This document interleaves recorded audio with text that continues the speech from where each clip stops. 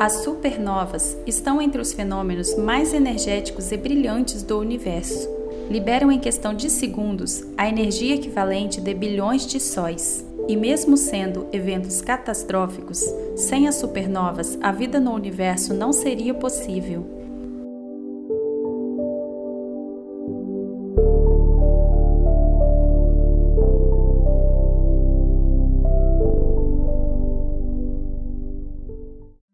A fase de supernova faz parte do ciclo de vida de algumas estrelas. Estrelas nascem, existem por milhares ou bilhares de anos e depois morrem. Como uma estrela vai morrer, por quanto tempo vai existir, qual sua luminosidade e temperatura, tudo isso depende de como ela nasceu, mais especificamente da sua massa. E é aí que surgem as supernovas. Se uma estrela iniciar sua vida com massa entre 9 e 25 massas solares aproximadamente, ela terá uma morte catastrófica. E a supernova é o que indica a morte desse tipo de estrela, depois dela esgotar suas fontes convencionais de energia. As estrelas passam a maior parte de sua vida numa fase estável, na chamada sequência principal, transformando hidrogênio em hélio em seu núcleo para gerar energia e contrabalancear sua pressão com a força gravitacional e assim se manter estável. Quando o hidrogênio começa a acabar, a estrela começa a produzir elementos cada vez mais pesados em seu núcleo, a fim de continuar estável. Nessa fase, ela começa a se expandir, e após a fase de supergigante e a formação de núcleos de ferro, a estrela não tem mais combustível para gerar energia, e desprovida das reações termonucleares, as camadas superiores da estrela, contendo aproximadamente 90% de sua massa, colapsam sobre o núcleo, e após se comprimirem até os limites das leis físicas, são empurradas para fora com velocidade de milhares de quilômetros por segundo, no fenômeno chamado explosão de supernova. A produção de energia é gigantesca, causando uma luminosidade absurdamente alta, o que faz com que sejam vistas a grandes distâncias. O gás que se expande da explosão é tão quente que brilha por semanas. A luminosidade da supernova é tão grande que é capaz de competir com o brilho de uma galáxia inteira. Em seu pico, que ocorre poucas semanas após seu aparecimento, a luminosidade pode atingir valores de 10 bilhões de sóis, como se pode ver nessa foto de uma supernova que surgiu em 1994 nas bordas dessa galáxia espiral, situada à distância de 108 milhões de anos-luz. A supernova de Kepler, que surgiu em 1604, pôde ser vista durante o dia por 3 semanas. Passadas algumas semanas depois de todo o espetáculo, a supernova começa a se apagar. Ela expele até cerca de 90% da sua massa para o espaço, e séculos depois, essa massa de gás pode ser vista como uma nebulosa.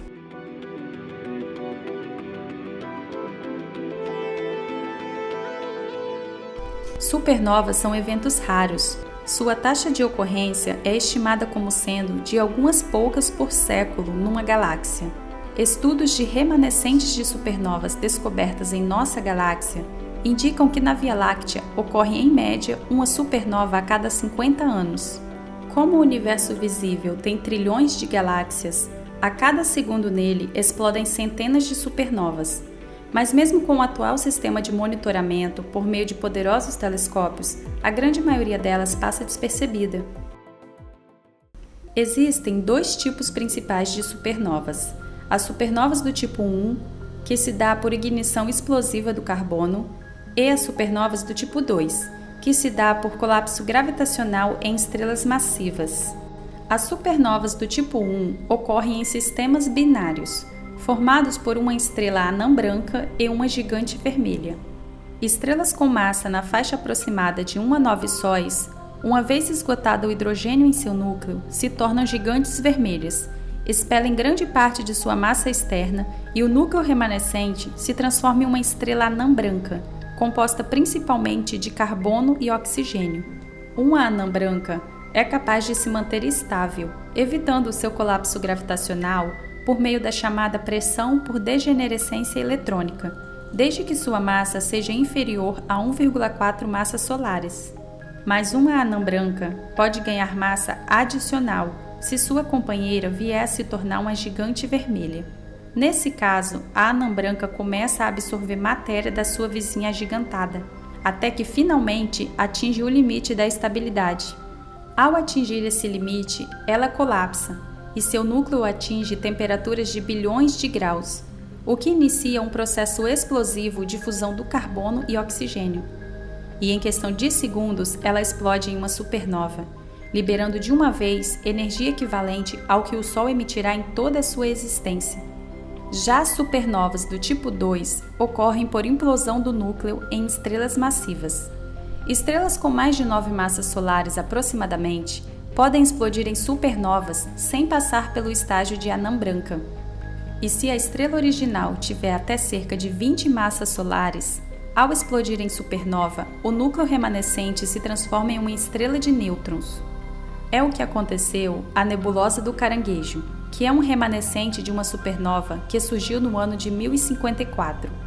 No seu centro restou uma estrela de nêutrons, conhecida como pulsar do Caranguejo, que emite pulsos periódicos de radiação que abrange quase todo o espectro eletromagnético. Está a 6.500 anos-luz da Terra e tem um diâmetro de 11 anos-luz, expandindo-se a uma taxa de aproximadamente 1.500 km por segundo. Outra supernova tipo 2 é a supernova 1987A, que surgiu em 1987, na Grande Nuvem de Magalhães.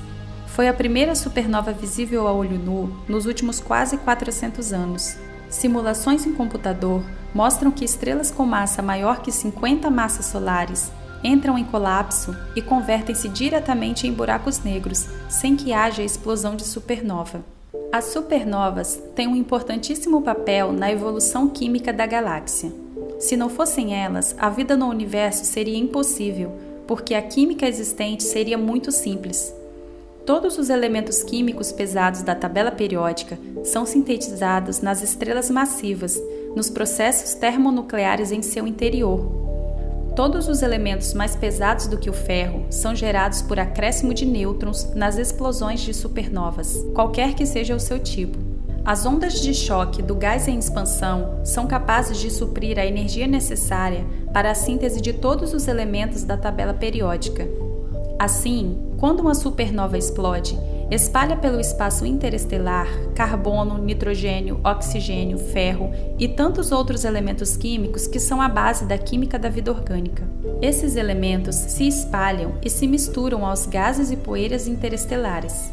Se uma nova estrela se forma a partir desse gás enriquecido e essa estrela vem a ter um sistema planetário, esses planetas podem apresentar uma química complexa o bastante para que neles se desenvolva a vida. Foi exatamente isso que aconteceu com a nebulosa que deu origem ao Sol e aos planetas do Sistema Solar. Já que todo o material pesado é formado no interior das estrelas, inclusive os que formam nossos corpos, o que podemos supor é que o Sol e seus planetas se formaram no meio de uma região já rica desses elementos.